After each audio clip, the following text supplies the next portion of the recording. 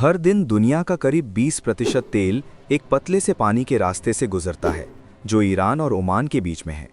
इसे straight of Hormuz कहा जाता है। अपनी सबसे पतली जगह पर यह ग्लोबल एनर्जी का रास्ता सिर्फ 21 मील चौड़ा है, लेकिन असली शिपिंग लेन्स इससे भी छोटी होती हैं। हर तरफ से सिर्फ 2 मील चौड़ी ये छोटा सा रास्ता हर दिन लाखों करोड़ों बैरल तेल को लेकर गुजरता है। इसका मतलब साफ है, अगर स्ट्रेट ऑफ हॉर्मुज में कोई दिक्कत आ गई तो पूरी दुनिया की इकोनॉमी तुरंत असर महसूस करेगी। और आजकल इस इलाके में जो टेंशन है उसने ये दिखा दिया है कि ये जगह कितनी सेंसिटिव है। यहाँ वॉरशिप्स गश्त करते रहते हैं, ऑयल टैंकर का इंश्योरेंस महंगा हो जाता है, शिपिंग कंपनियां चुपचाप बैकअप प्लान बना लेती हैं। पिछले कुछ सालों में यहाँ टैंकर पकड़े गए, जहाज डैमेज हुए और सीधी मिलिट्री टक्कर भी हुई है। ये दुनिया की उन जगहों में से है जहाँ छोटी सी गलती बड़ी लड़ाई शुरू कर सकती है। ये रास्ता ऑफिशियली बंद नहीं है, लेकिन सिर्फ इस बात का डर कि ये बंद हो सकता है ग्लोबल एनर्जी मार्केट को पैनिक में डाल देता है। और ये पैनिक सिर्फ ट्रेडिंग फ्लोर तक सीमित नहीं रहता। यहाँ कोई दिक्कत आई तो सिर्फ पॉलिटिक्स का मामला नहीं होगा, इसका मतलब होगा महंगा फ्यूल, महंगा ट्रांसपोर्ट और महंगी चीज़ें जो न्यूयॉर्क से टोक्यो तक लोग महसूस करेंगे। इससे एक दिलचस्प सवाल उठता है, क्या हो अगर जहाज़ों को यहाँ से गुजरना ही न पड़े? कई सालों से इंजीनियर और एक्सपर्ट्स एक नए आइडिया पर सोच रहे हैं, एक बड़ा कैनाल जो ओमान के मुसन्नम पेनिनसुला के पहाड़ों के बीच से निकले, जिससे जहाज इस स्ट्रेट को पूरी तरह बाईपास कर सकें। सुनने में यह परफेक्ट सॉल्यूशन लगता है, लेकिन असलियत इतनी आसान नहीं होती। स्ट्रेट ऑफ हॉर्मुज इतना ज़रूरी क्यों है? इस आइडिया को समझने के लिए पहले ज्योग्राफी समझनी पड़ेगी। पर्शियन गल्फ दुनिया के सबसे बड़े ऑयल प्रोड्यूसर्स का घर है। Saudi Arab, Iraq, Kuwait, Qatar, United Arab Emirates, इन सब जगहों से निकलने वाला लगभग हर टैंकर एक ही रास्ता यूज करता है, स्ट्रेट ऑफ हॉर्मुज। करीब 20 मिलियन बैरल तेल हर दिन यहां से गुजरता है। ये दुनिया के कुल तेल का लगभग 5वां हिस्सा है। दुनिया में बहुत कम जगहें हैं जिनकी इतनी अहमियत है, और इसके ऑप्शन भी बहुत कम हैं।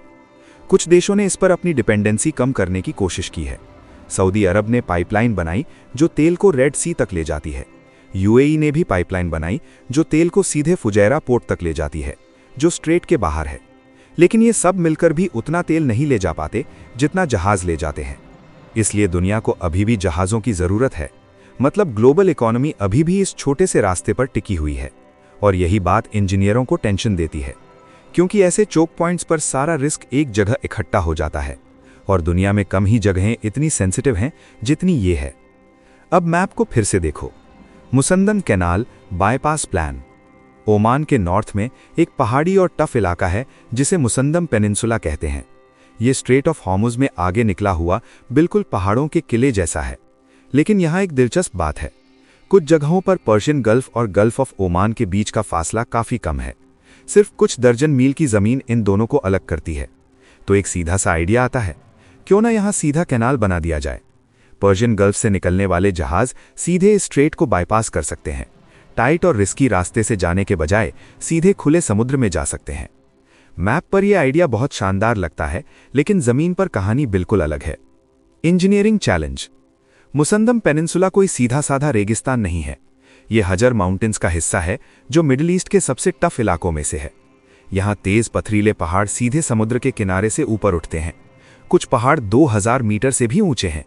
यहाँ कैनाल बनाना सिर्फ मिट्टी खोदना नहीं होगा, इसका मतलब होगा पहाड़ों को काटना, और कैनाल बहुत बड़ा बनाना पड़ेगा। आज के बड़े ऑयल टैंकर, जिन्हें VLCC कहा जाता है, दुनिया के सबसे बड़े जहाज़ों में से हैं। उन्हें आराम से गुजरने के लिए कैनाल को गहरा, चौड़ा और मजबूत बनाना होगा। इसके लिए बहुत भारी खुदाई करनी पड़ेगी। करोड़ों टन पत्थर तोड़कर हटाने पड़ेंगे। पूरे पहाड़ों का शेप बदलना पड़ेगा।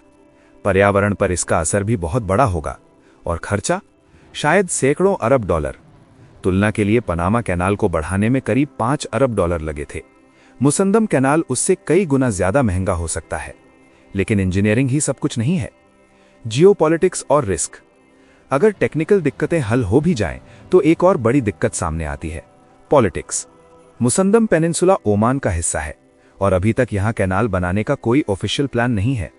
ओमान अभी टूरिज्म, पोर्ट्स और डेवलपमेंट पर ध्यान दे रहा है, ना कि पहाड़ काटकर नया शिपिंग रास्ता बनाने पर।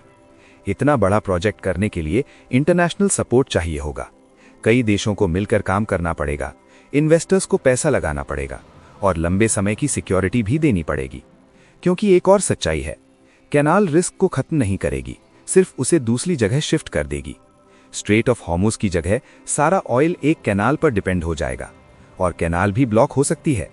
एक फंसा हुआ टैंकर, एक अटैक या कोई नेचुरल डिजास्टर, इनमें से कोई भी चीज इस रास्ते को तुरंत बंद कर सकती है। मतलब दुनिया एक प्रॉब्लम को दूसरी से बदल देगी। ग्लोबल ट्रेड का फ्यूचर। तो अगर मुसंदम कैनाल इतना मुश्किल है तो ये आइडिया बार बार क्यों आता है? क्योंकि ये दिखाता है कि दुनिया कैसे काम करती है। ग्लोबल ट्रेड जियोग्राफी पर टिका हुआ है। मिस्र में एक छोटा सा कैनाल, दो देशों के बीच का एक स्ट्रेट, कुछ शिपिंग रास्ते जो चुपचाप दुनिया को चलाते रहते हैं। सदियों से इन चोक पॉइंट्स ने एनर्जी और सामान के फ्लो को कंट्रोल किया है। मुसंदम कैनाल एक सपना है, दुनिया के नक्शे को बदलने का सपना, एक ऐसे रिस्की रास्ते को हटाने का सपना जो बहुत जरूरी है। लेकिन असलियत अलग है। पहाड़ हटाना मुश्किल है और पॉलिटिक्स उससे भी ज्यादा मुश्किल।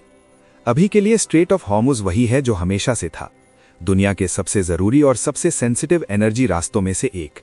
और जब तक दुनिया इस पर निर्भर रहेगी, मुसंदम कैनाल का आइडिया लोगों के दिमाग में आता रहेगा और ये सोचने पर मजबूर करेगा कि हमारा ग्लोबल सिस्टम कितना नाजुक है।